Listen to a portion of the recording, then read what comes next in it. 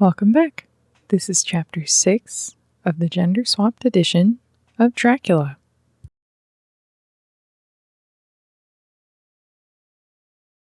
Chapter 6. Mina Murray's Journal. 24th July. Whitby. Lucy met me at the station, looking sweeter and lovelier than ever, and we drove up to the house at the Crescent in which they have rooms. This is a lovely place.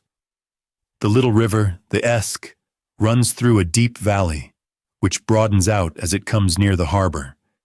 A great viaduct runs across, with high piers, through which the view seems somehow further away than it really is. The valley is beautifully green, and it is so steep that when you are on the high land on either side, you look right across it, unless you are near enough to see down. The houses of the old town, the side away from us, are all red-roofed, and seem piled up one over the other anyhow, like the pictures we see of Nuremberg. Right over the town is the ruin of Whitby Abbey, which was sacked by the Danes, and which is the scene of part of Marmion, where the boy was built up in the wall. It is a most noble ruin, of immense size, and full of beautiful and romantic bits. There is a legend that a white gentleman is seen in one of the windows.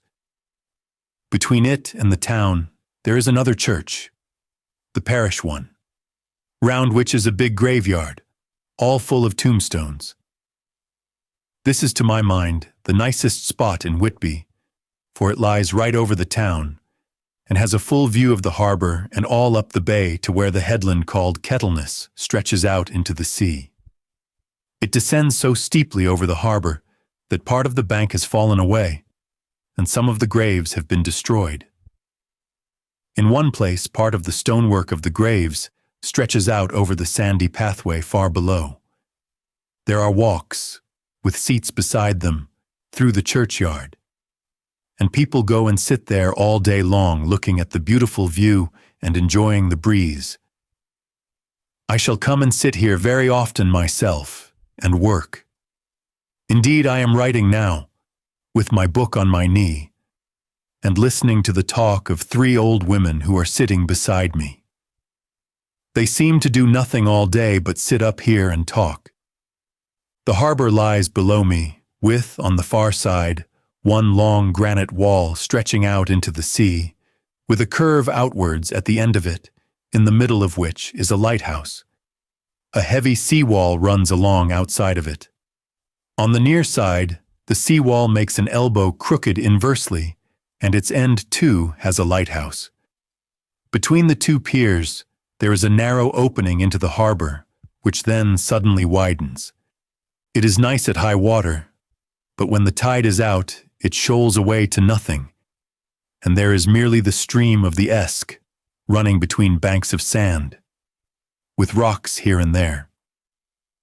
Outside the harbor on this side, there rises for about half a mile a great reef, the sharp edge of which runs straight out from behind the south lighthouse. At the end of it is a buoy with a bell, which swings in bad weather and sends in a mournful sound on the wind. They have a legend here that when a ship is lost, bells are heard out at sea. I must ask the old woman about this. She is coming this way. She is a funny old woman. She must be awfully old, for her face is all gnarled and twisted like the bark of a tree. She tells me that she is nearly 100, and that she was a sailor in the Greenland fishing fleet when Waterloo was fought.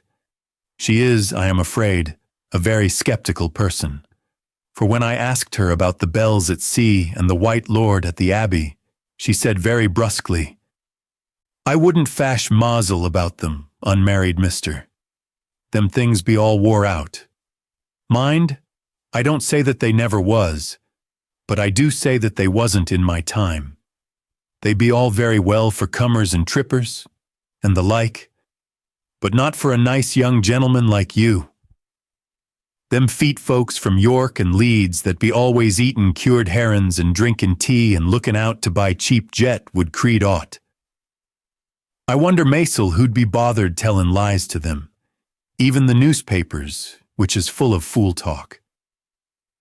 I thought she would be a good person to learn interesting things from, so I asked her if she would mind telling me something about the whale fishing in the old days. She was just settling herself to begin when the clock struck 6, whereupon she labored to get up and said, "I must gang ageenwards home now, unmarried mister. My grandson doesn't like to be kept waitin' when the tea is ready, for it takes me time to crammel aboon the grees, for there be a many of 'em. An unmarried mister, I lack belly timber sairly by the clock." She hobbled away, and I could see her hurrying as well as she could down the steps. The steps are a great feature on the place. They lead from the town up to the church.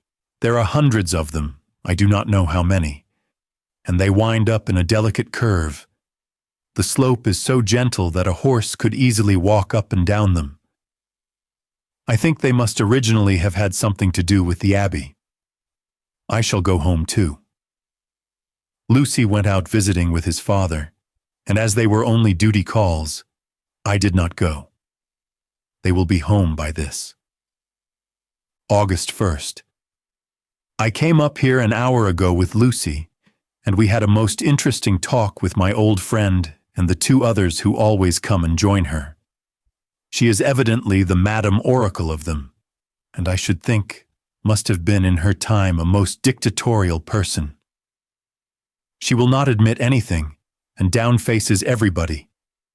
If she can't out-argue them, she bullies them, and then takes their silence for agreement with her views.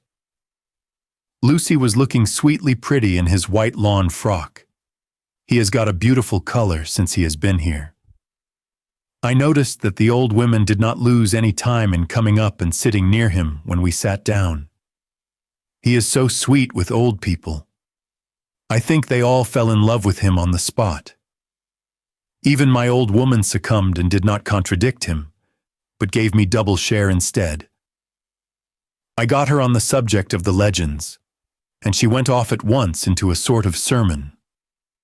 I must try to remember it and put it down.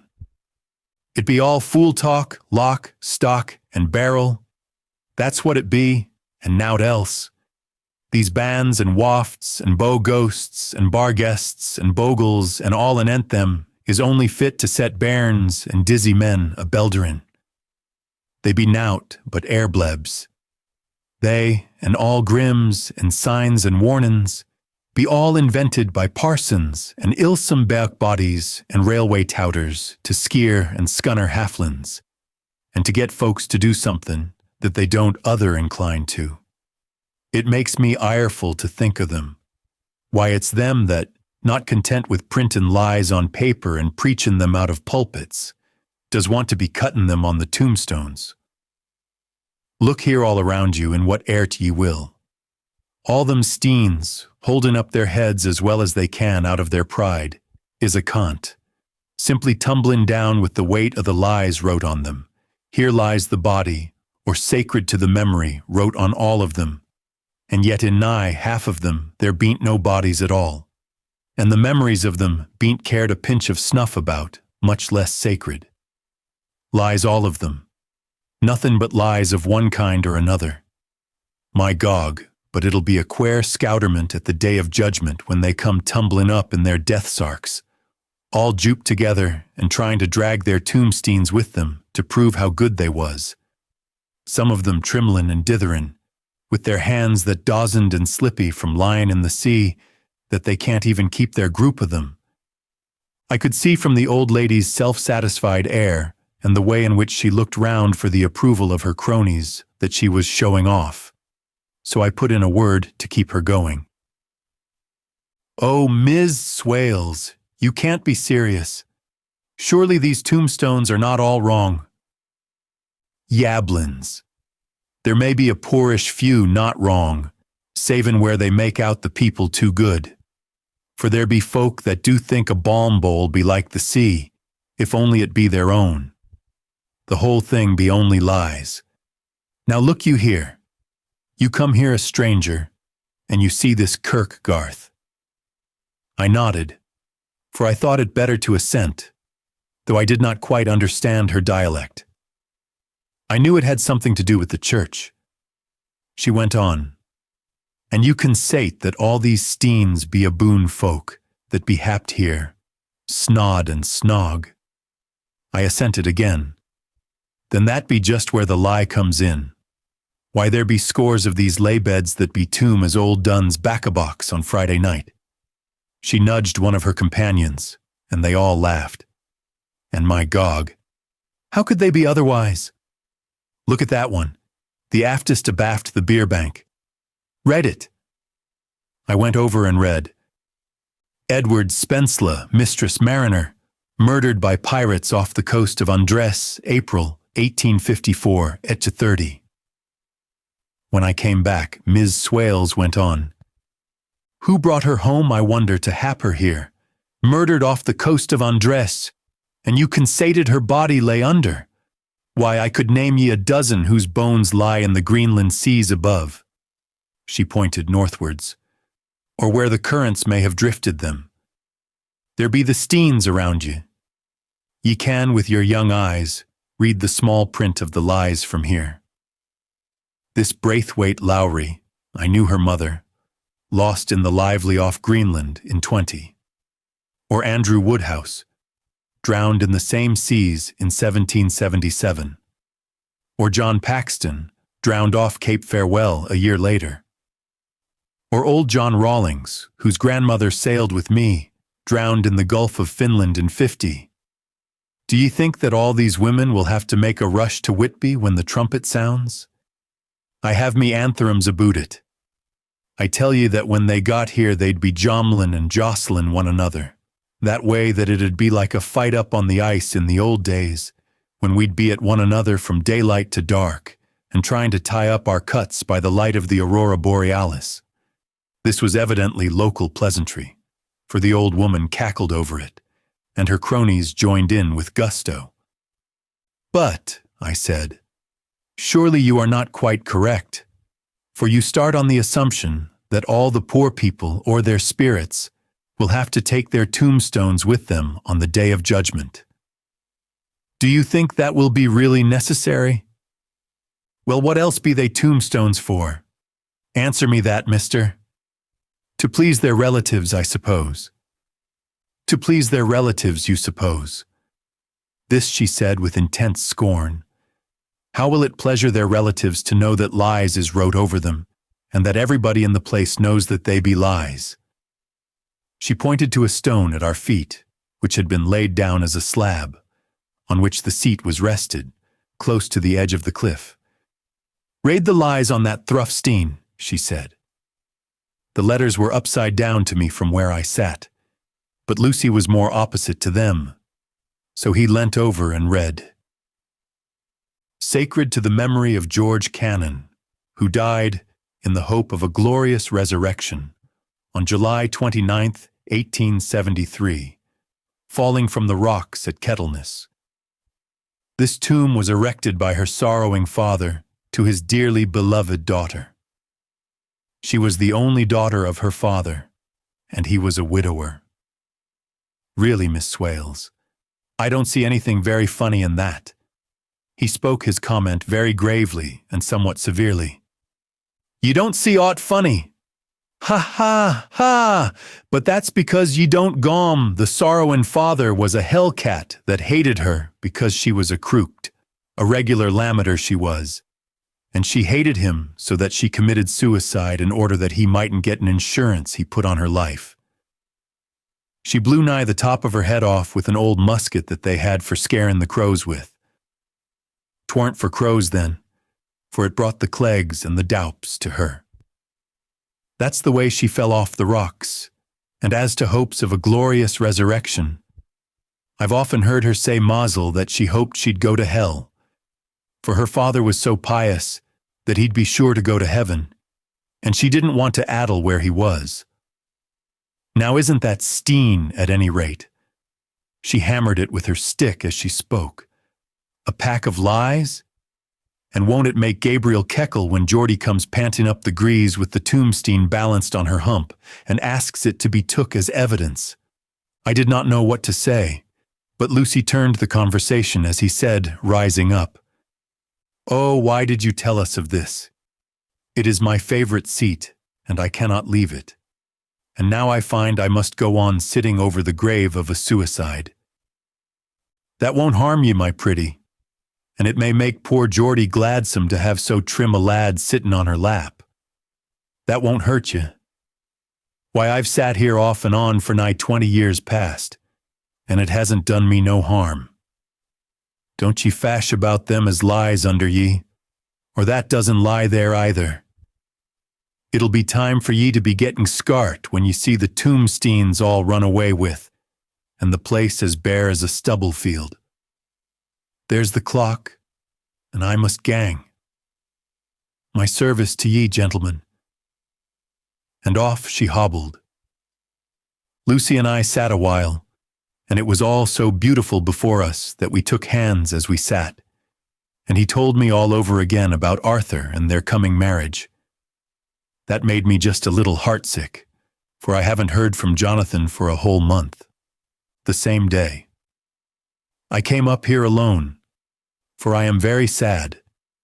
There was no letter for me. I hope there cannot be anything the matter with Jonathan. The clock has just struck 9. I see the lights scattered all over the town, sometimes in rows where the streets are, and sometimes singly. They run right up the Esk and die away in the curve of the valley. To my left, the view is cut off by a black line of roof of the old house next the abbey. The sheep and lambs are bleating in the fields away behind me, and there is a clatter of a donkey's hoofs up the paved road below. The band on the pier is playing a harsh waltz in good time, and further along the quay there is a Salvation Army meeting in a back street. Neither of the bands hears the other, but up here I hear and see them both. I wonder where Jonathan is, and if she is thinking of me. I wish she were here. Dr. Seward's Diary. June 5th. The case of Renfield grows more interesting the more I get to understand the woman. She has certain qualities very largely developed: selfishness, secrecy, and purpose. I wish I could get at what is the object of the latter. She seems to have some settled scheme of her own, but what it is I do not yet know. Her redeeming quality is a love of animals, though. Indeed, she has such curious turns in it that I sometimes imagine she is only abnormally cruel. Her pets are of odd sorts. Just now her hobby is catching flies. She has at present such a quantity that I have had myself to expostulate. To my astonishment, she did not break out into a fury, as I expected, but took the matter in simple seriousness. She thought for a moment, and then said, "May I have 3 days? I shall clear them away." Of course, I said that would do. I must watch her. June 18th. She has turned her mind now to spiders, and has got several very big ladies in a box. She keeps feeding them with her flies, and the number of the latter is becoming sensibly diminished, although she has used half her food in attracting more flies from outside to her room. 1st of July. Her spiders are now becoming as great a nuisance as her flies, and today I told her that she must get rid of them. She looked very sad at this, so I said that she must clear out some of them at all events. She cheerfully acquiesced in this, and I gave her the same time as before for reduction.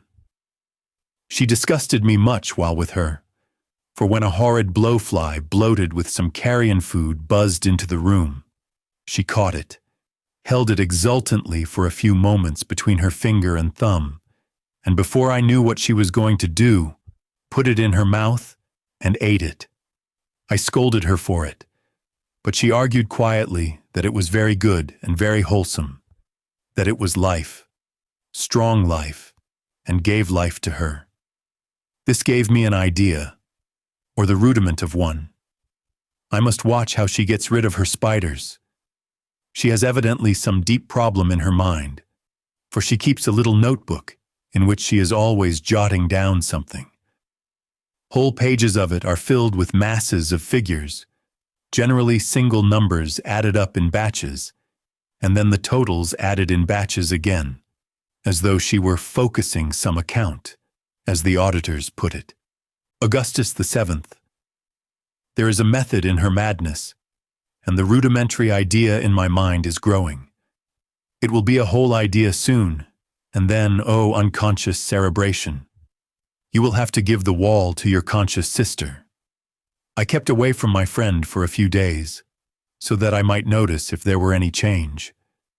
Things remain as they were, except that she has parted with some of her pets and got a new one.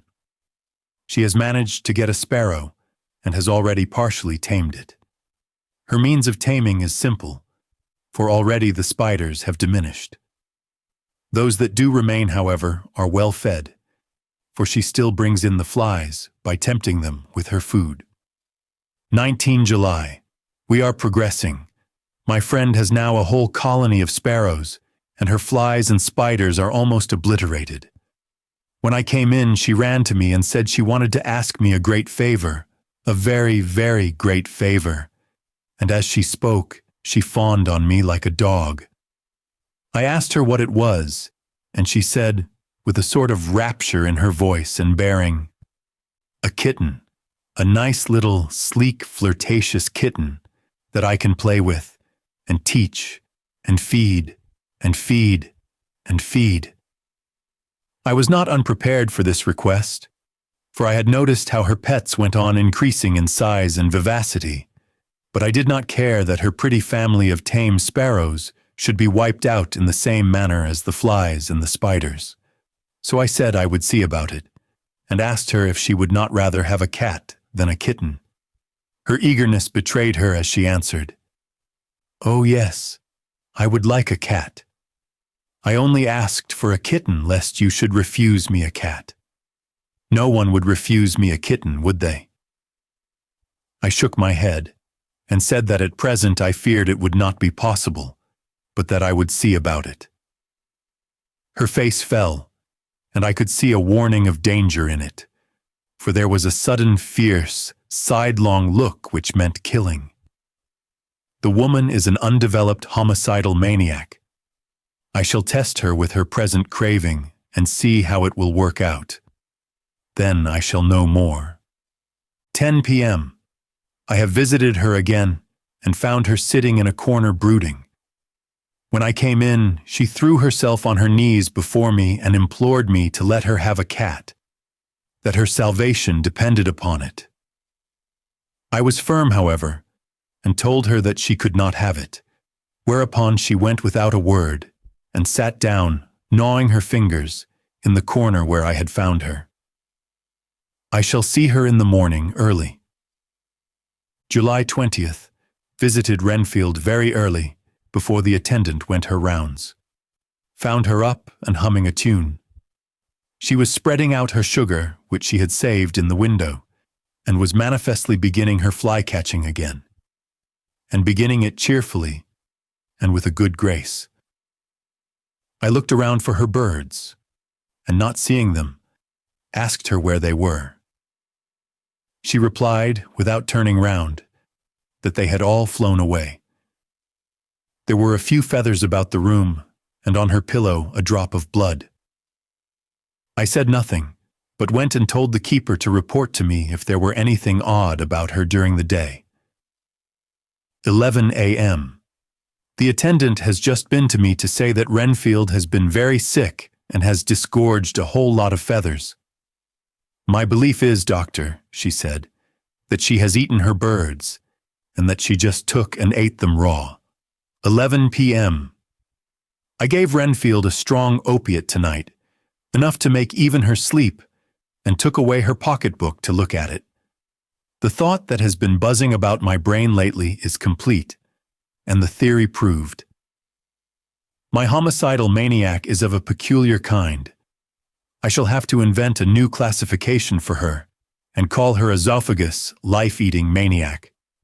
What she desires is to absorb as many lives as she can, and she has laid herself out to achieve it in a cumulative way.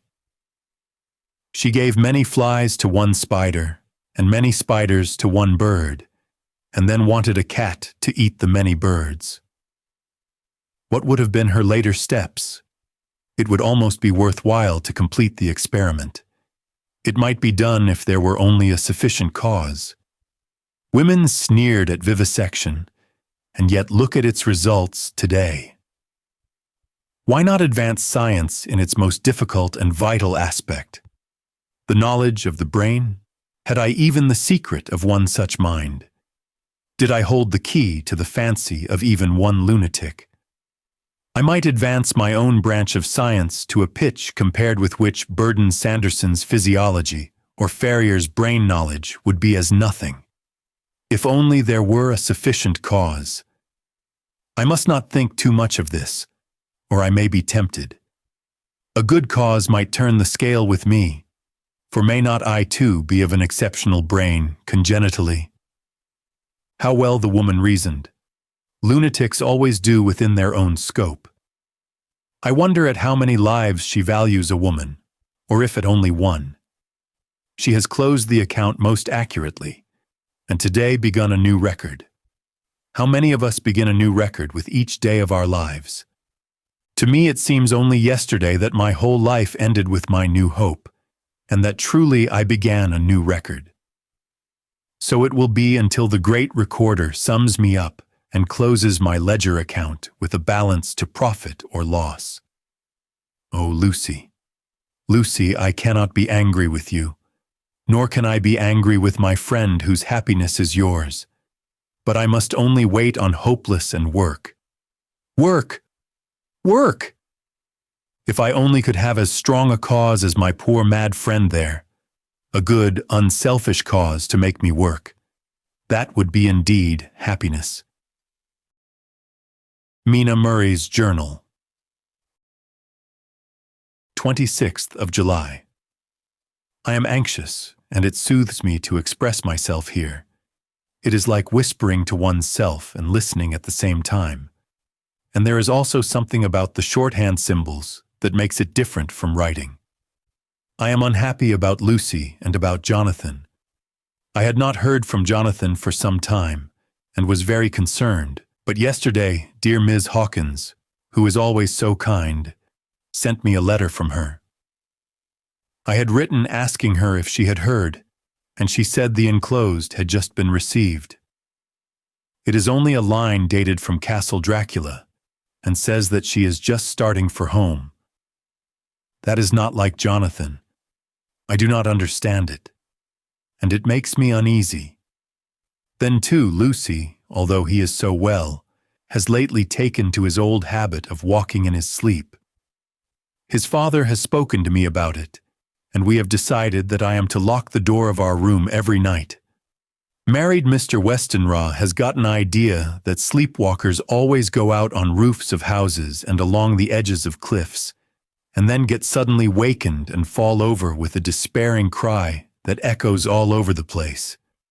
Poor dear, he is naturally anxious about Lucy, and he tells me that his wife, Lucy's mother, had the same habit, that she would get up in the night and dress herself and go out, if she were not stopped.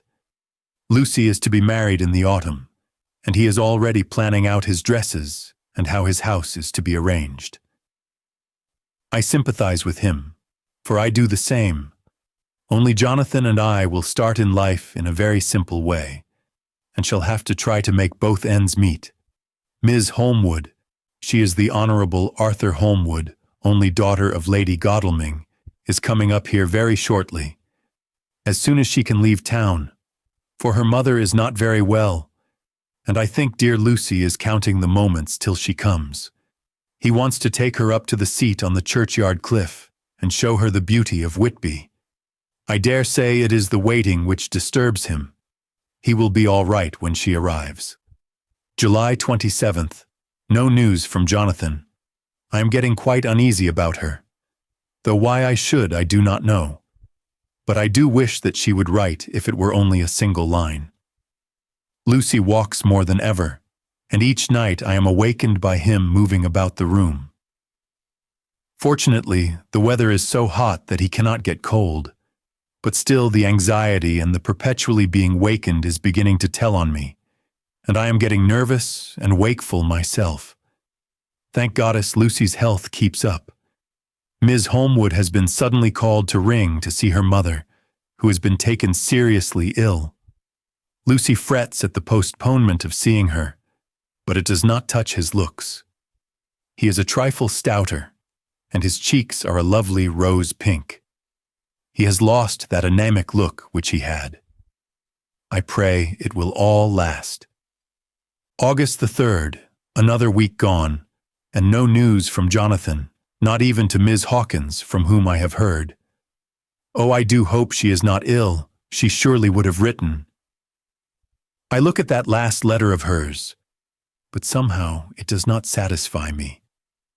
It does not read like her, and yet it is her writing. There is no mistake of that.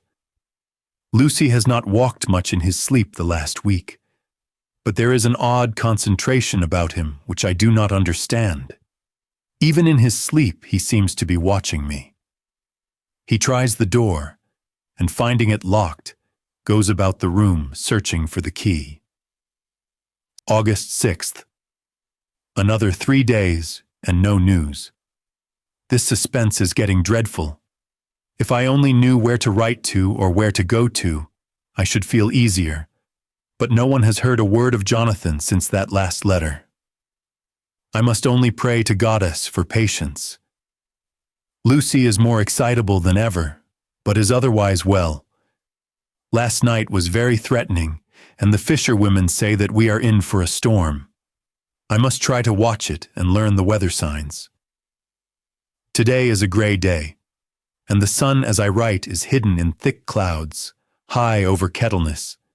Everything is gray, except the green grass, which seems like emerald amongst it. Gray, earthy rock. Gray clouds, tinged with the sunburst at the far edge, hang over the gray sea, into which the sand points stretch like gray fingers. The sea is tumbling in over the shallows and the sandy flats with a roar, muffled in the sea mists drifting inland. The horizon is lost in a gray mist. All is vastness. The clouds are piled up like giant rocks, and there is a brool over the sea that sounds like some presage of doom. Dark figures are on the beach here and there, sometimes half shrouded in the mist, and seem women like trees walking. The fishing boats are racing for home, and rise and dip in the ground, swell as they sweep into the harbor, bending to the scuppers. Here comes old Ms. Swales. She is making straight for me, and I can see by the way she lifts her hat that she wants to talk. I have been quite touched by the change in the poor old woman. When she sat down beside me, she said in a very gentle way, "I want to say something to you, unmarried mister." I could see she was not at ease, so I took her poor old wrinkled hand in mine and asked her to speak fully.